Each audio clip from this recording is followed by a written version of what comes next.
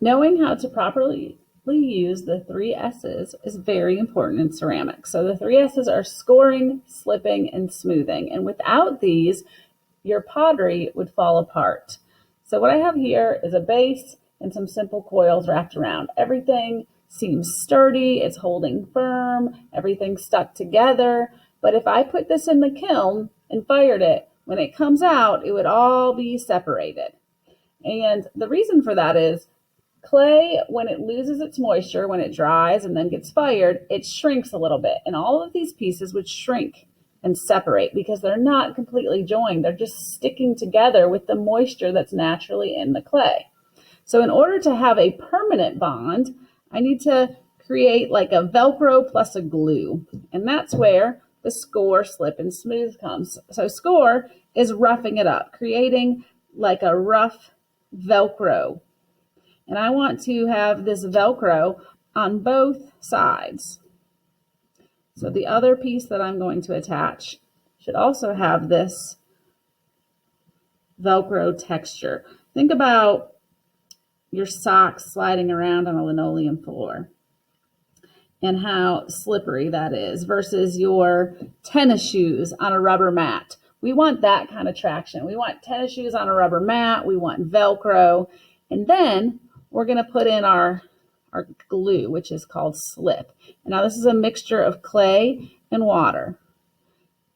And you're going to put the slip on both sides. And we're going to press them together. We want to press it in pretty good. Nice, secure Velcro. This should produce some slip that's seeping out around the edges.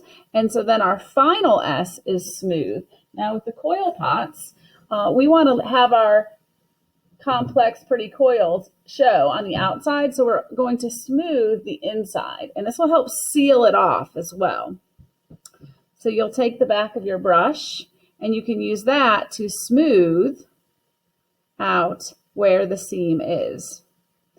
And so you don't need to do it after every coil. You can build it up a couple of inches and then smooth out the entire inside, and then do another couple inches, smooth it out.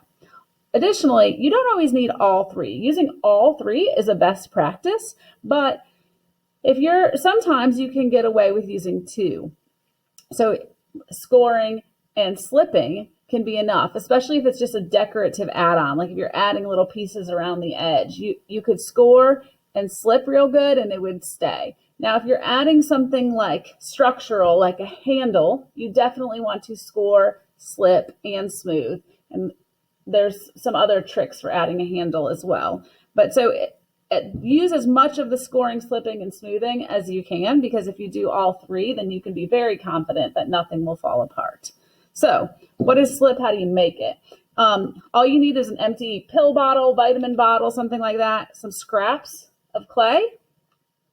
Got them in here, filled up about 3/4 of the way. And add some water to fill up to the top of the clay. You put a lid on it, you'll shake it, and in about 24 hours, it'll turn into a nice yogurt sour cream type texture, and you have yourself some slip.